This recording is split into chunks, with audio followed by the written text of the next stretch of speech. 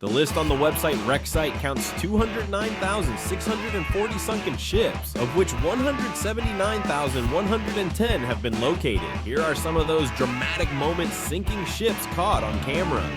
Poaching vessel Thunder. The poaching vessel Thunder was notorious for illegal fishing, particularly a Patagonian toothfish in the remote Southern Ocean. Once part of the infamous Bandit 6, a group of vessels engaged in illicit fishing, the Thunder operated under various names: Arctic Ranger, Typhoon 1, Cuckoo, and Wuhan 4, and was last officially registered in Lagos, Nigeria. But here's the twist. Just 1 week before its mysterious sinking in 2015, it was delisted after a 110-day high seas chase by two Sea Shepherd vessels, the Bob Barker and Sam Simon, as part of Operation Icefish. The Thunder was cornered near Sao Tome and Principe. Then on April 6, 2015, something strange happened. The Thunder suddenly stopped, and its crew, consisting of 30 Indonesians and 10 officers from Spain, Chile, and Portugal, calmly abandoned ship with life jackets and life rafts, where they were immediately rescued by the pursuing Sea Shepherd vessels.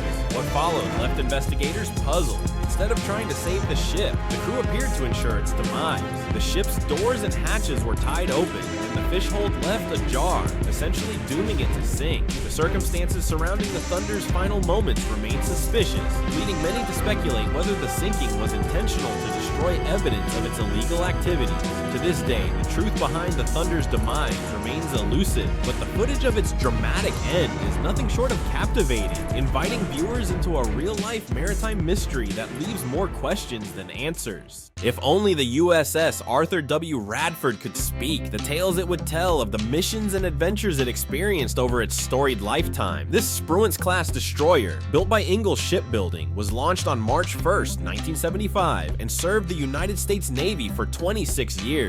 Named after Admiral Arthur W. Radford, the first naval officer to become chairman of the Joint Chiefs of Staff, the ship was commissioned on April 16, 1977, and decommissioned on March 18, 2003. Known for providing critical gunfire support in peacekeeping missions, the Radford was a formidable presence on the seas, but its journey didn't end with decommissioning. On August 10, 2011, in a surprising turn, the mighty vessel was deliberately sunk off the coast of Delaware, becoming part of an artificial reef system at the bottom of the Atlantic Ocean. As the ship descended into the depths, former Combat Systems Officer Douglas Warner and a few of his fellow sailors honored their old home by lighting cigars in a quiet, emotional tribute. Meanwhile, 300 spectators watched from the Cape May Lewis ferry, initially unsure if the ship would sink. But when the water finally breached the larger holes, the Radford went down swiftly, collapsing like a house of cards. Today it rests on the ocean floor, known as the Del Jersey Land Reef, the largest artificial reef on the East Coast, continuing its legacy in an unexpected way. Quinta S sinking ship in Corpus Christi, Texas.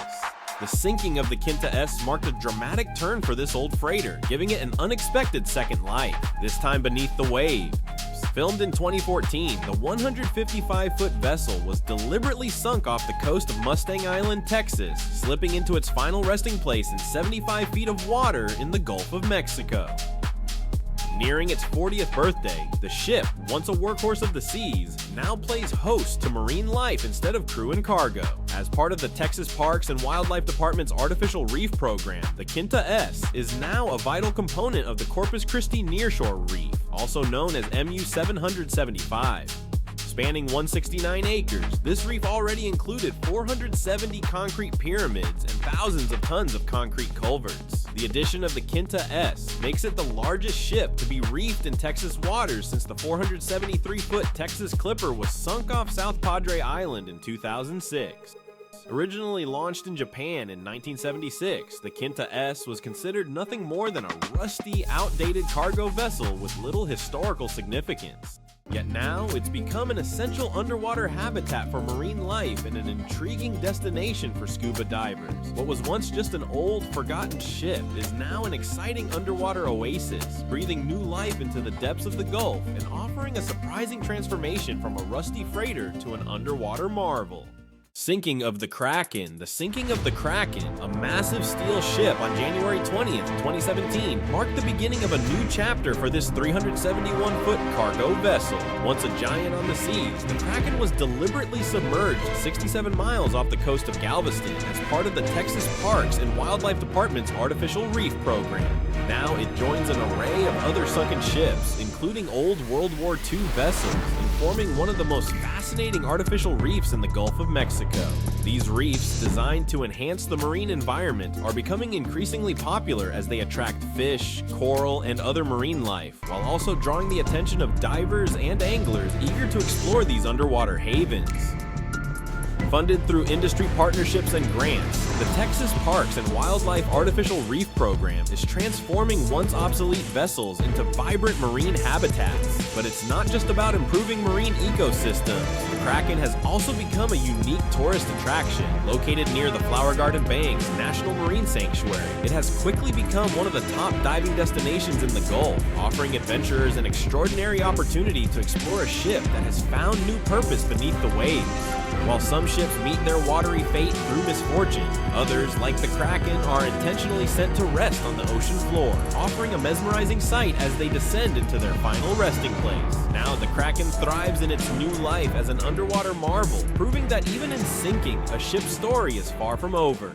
The Stellar Banner was a massive, very large ore carrier, VLOC, that met a dramatic end in 2020. Built in 2016, the 340-meter-long ship was primarily used to transport iron ore, boasting an enormous cargo capacity. On February 24, 2020, the Stellar Banner left the Brazilian port of Ponta da Madeira, carrying over 275,000 tons of iron ore, bound for China. However, just a day into its journey, the ship encountered trouble off the coast of Maritime, Brazil. The vessel ran aground, causing significant structural damage to its hull. Fearing an environmental disaster, the crew abandoned the ship and an extensive salvage operation was launched. Despite efforts to save the vessel, it was ultimately decided to scuttle the Stellar Banner due to the severe damage it sustained. After transferring the remaining cargo and fuel to other vessels, the ship was towed to deeper waters. On June 12, 2020, the Stellar Banner was intentionally sunk in a controlled operation approximately 150 kilometers from the Brazilian coast. This marked the end of its short-lived career. The sinking was